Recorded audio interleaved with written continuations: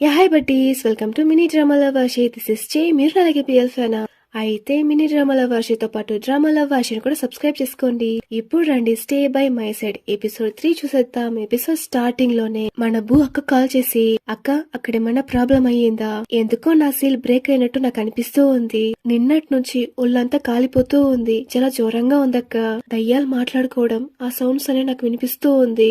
దానికి అక్క, తాతగారు మనకిచ్చిన జామింగ్ పేపర్స్ లో నా పేపర్ ని కాల్చాన్రా. అలా కాలుస్తూ ఉండగా ఒక ముక్క నీ పేపర్ మీద పడి లైట్ గా కార్నర్ లో కాలిపోయింది. నా పేపర్ ని కూడా కాల్చాను కదా, ఆ సౌండ్స్ అని కూడా నాకు వినిపిస్తూనే ఉందిరా. అంతా మన చేతుల్లోనే ఉంది, మనమే కంట్రోల్లో పెట్టుకోవాలి. దానికి బూ, అక్క ఇప్పుడు నేనేం చెయ్యాలి?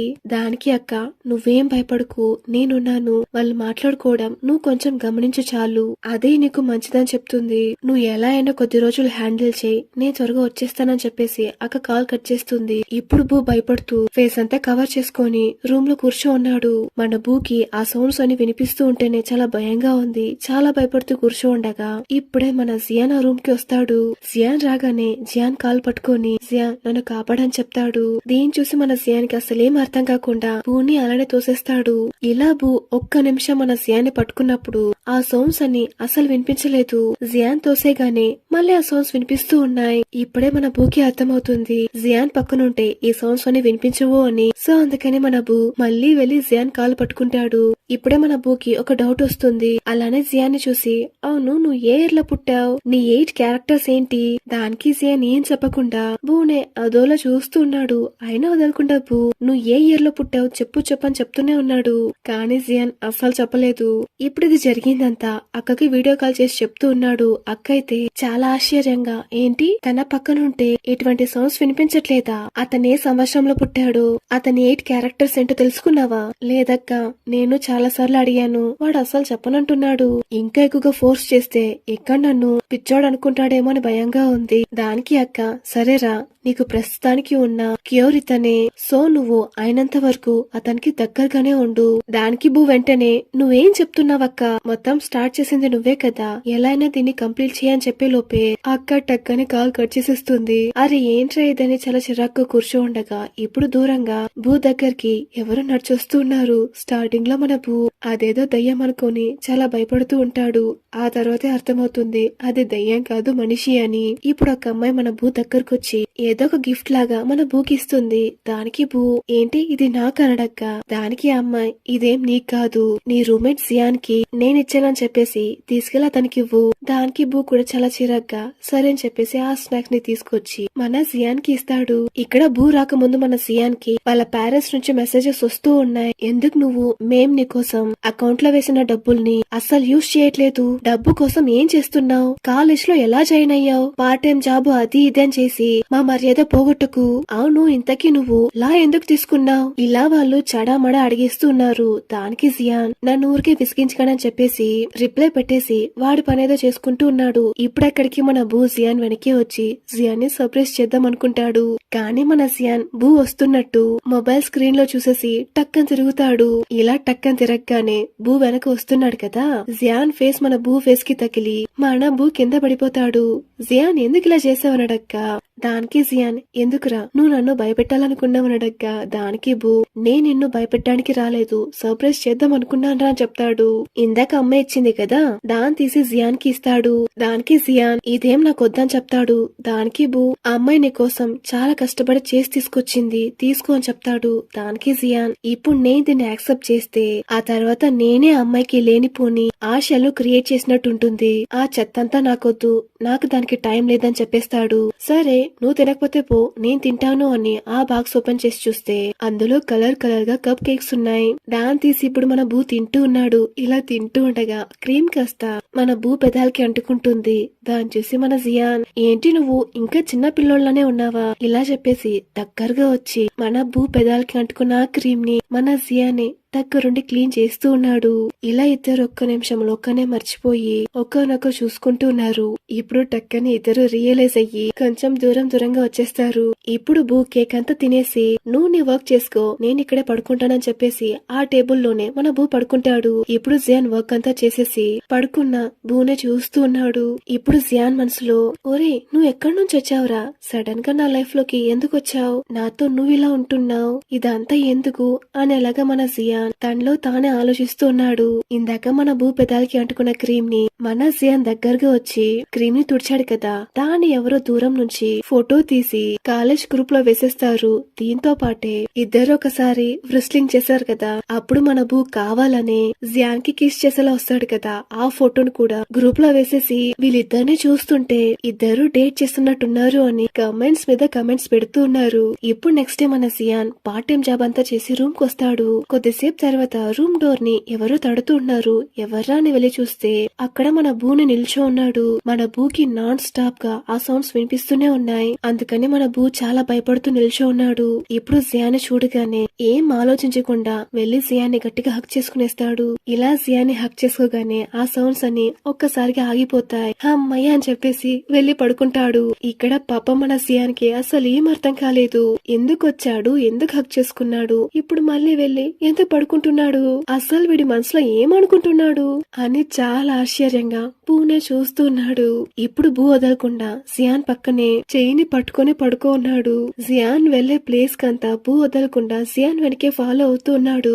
ఈవెన్ వాష్రూమ్ కి వెళ్ళినా బూ వదలకుండా జియాన్ నే ఫాలో అవుతూ ఉన్నాడు. ఇప్పుడే మన బూకి ఒక డౌట్ వస్తుంది. జియాన్ వెనకే వెళ్తే మాత్రం సౌండ్ వినిపించదా, లేదా ఇంకెవరితోనైనా ఇలా క్లోజ్ గా ఉంటే కూడా వినిపించకుండా ఉంటుందా? సరే ఒకసారి ట్రై చేద్దామని వాళ్ళ సీనియర్స్ అందరూ హాల్లో ఉంటే అక్కడికి వెళ్లి ఒక్కొక్కరిని టచ్ చేసి చూస్తూ ఉన్నాడు. ఎవరిని టచ్ చేసినా ఆ సౌండ్స్ మళ్ళీ వదలకుండా వినిపిస్తూనే ఉంది. అక్కడ సీనియర్స్ అందరూ ఏం చేస్తున్నారంటే వీళ్ళిద్దరి ఫొటోస్ కాలేజ్ లో వైరల్ అవుతూ ఉంది కదా, ఆ రెండు ఫోటోల్ని నోటీస్ బోర్డ్ లో ఉంటే ఆ ఫొటోస్ ని చూస్తున్నారు.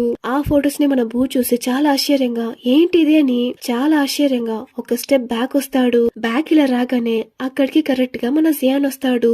సో మన జియాన్ని గుర్తేస్తాడు. ఇలా జియాన్ని గుర్తగానే ఇంతసేపు వినిపిస్తున్న సౌండ్స్ అన్ని ఒక్కసారిగా ఆగిపోతాయి. ఇప్పుడే మన బూకి అర్థమవుతుంది జియాన్ పక్కనుంటే మాత్రమే ఈ సౌండ్స్ అన్ని వినిపించవు అని. ఇలా తెలియగానే బూ జియాన్ని గట్టిగా అక్కడే హక్ చేసుకునేస్తాడు. దీన్ని చూస్తున్న జియాన్ తో పాటు అక్కడున్న వాళ్ళందరూ అంత ఆశ్చర్యంగా వీళ్ళిద్దరిని చూస్తున్నారు. అందులో ఒకడు వీళ్ళిద్దరిని ఫోటో కూడా తీసేస్తాడు. ఇక్కడ బూ అయితే జియాన్ కి ఏం చెప్పకుండా హక్ చేసుకుని అక్కడి నుంచి వాడి పాటికి వాడు వెళ్ళిపోతాడు. ఇక్కడ మన జియాన్ కా అసలు ఏం అర్థం కావట్లేదు.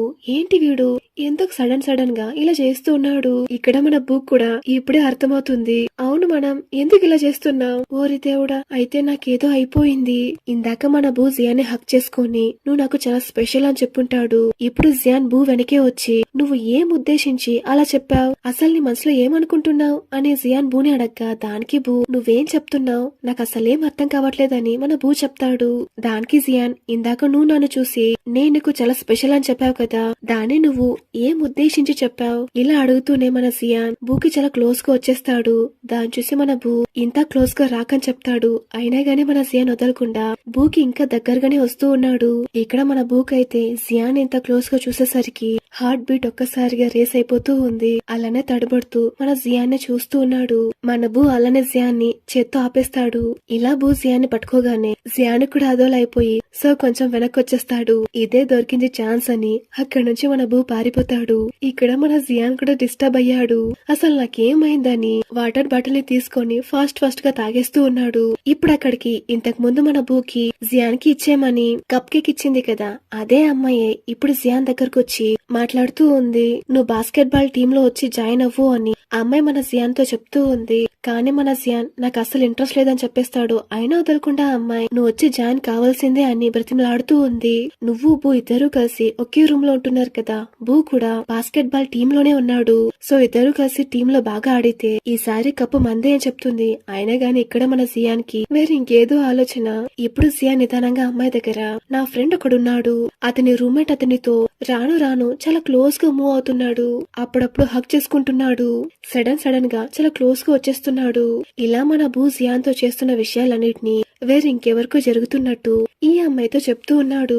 దానికి అమ్మాయి అలా అయితే ఈ పాటికి నీ ఫ్రెండ్ అతన్ని లాగి పెట్టి ఒకటిచ్చుండాలి. దానికి జియాన్ లేదు వాడు ఇంకా కొట్టలేదు. దానికి అమ్మాయి ఒకవేళ వాళ్ళిద్దరి మధ్య ఎఫెక్షన్ రావడం స్టార్ట్ అయిందేమో. అలానే అమ్మాయి మళ్ళీ జస్ట్ టచింగ్ మాత్రమేనా లేదా ఆ అబ్బాయి నీ ఫ్రెండ్ తో ఏదైనా చెప్పాడా? అవును ఆ అబ్బాయి నా ఫ్రెండ్ తో నువ్వు నాకు చాలా స్పెషల్ అని చెప్పాడంట. దానికి అమ్మాయి అంతే వాళ్ళిద్దరి మధ్య ఏదో మొదలయ్యింది. ఇంకా కొద్ది రోజుల్లో నువ్వు చూస్తూ ఉండు ఆ అబ్బాయి వచ్చి నీ ఫ్రెండ్ తో ప్రపోజ్ చేస్తాడు. సరే నువ్వు అడిగిన దానికంతా నేను ఆన్సర్ చేశాను కదా, నువ్వు ఇప్పుడు వచ్చి బాస్కెట్ బాల్ లో జాయిన్ అవుతావని అడగ్గా దానికి జియాన్ లేదు నాకు చాలా వర్క్స్ ఉందని చెప్పేసి అక్కడి నుంచి వెళ్ళిపోతాడు. ఈ సీన్ ఇక్కడే కట్ చేస్తే ఇక్కడ బాస్కెట్ బాల్ టీమ్ లో మన బూ వాళ్ళ టీమ్ తో కలిసి ప్రాక్టీస్ చేస్తూ ఉన్నారు. ఇప్పుడు వాళ్ళ టీం మెంబర్స్ అందరూ మన జియాన్ దగ్గర ఆపోజిట్ టీం వాళ్ళు గేమ్ ని ఆడనని చెప్పేశారు. సో ఈ గేమ్ లో మనమే గెలిచేశాం దా అని చెప్పి అందరూ అంత సంతోషంగా మాట్లాడుకుంటూ ఉన్నారు. అందులో ఒక సీనియర్ ఏరా ఈ చిన్న విషయానికి ఇంత సంతోషపడిపోతున్నారా, మన టీం లో ఎవరు సరిగా ఆడట్లేదు, మన టీం కి ఎలా అయినా జియాన్ ని తీసుకొచ్చేసేయాలి. దానికి బూ జియాన్ ఎందుకు నేనే ఉన్నాను కదా ఈ టీం కి. దానికి ఆ సీనియర్ జియాన్ వస్తేనే మన టీం కాస్త బాగా ఆడి వచ్చే మ్యాచ్లంతా గెలుస్తుంది. అయినా గాని మన బూ అసలు ఒప్పుకోవట్లేదు. ఆ రోజేదో వాడు ఒక్క గోల్ వేశాడు అని వాడు బాగా ఆడుతాడని మనం ఎలా చెప్పగలం. దానికి ఆ సీనియర్ చాలా కోపంగా జియాన్ ని పిలుచుకొస్తేనే నువ్వు ఈ టీం లో ఉంటావు లేదంటే నువ్వు ఈ టీం కి అవసరం లేదని చెప్పేస్తారు. ఇలా వాళ్ళు చెప్తుండగానే అక్కడికి కరెక్ట్ గా జియాన్ వచ్చేస్తాడు. ఇప్పుడు జియాన్ అక్కడున్న బాస్కెట్ బాల్ ని తీసుకొచ్చి బూకి ఇచ్చి ఇంకా బూకి దగ్గరగా వచ్చేసి ఈ రోజు మార్నింగ్ నేనైతే ఒకటి అడిగాను దానికి నువ్వు ఇంకా నాకు ఆన్సర్ చేయలేదని చెప్పేసి వాడి తలను నిదానంగా నిమిరేసి అక్కడి నుంచి వెళ్ళిపోతాడు. దీన్ని చూస్తున్న టీం మెంబర్స్ అందరూ అంత ఆశ్చర్యంగా చూస్తూ ఉన్నారు. అలానే బూ దగ్గరకు వచ్చి మీ మధ్య ఏం జరుగుతుంది?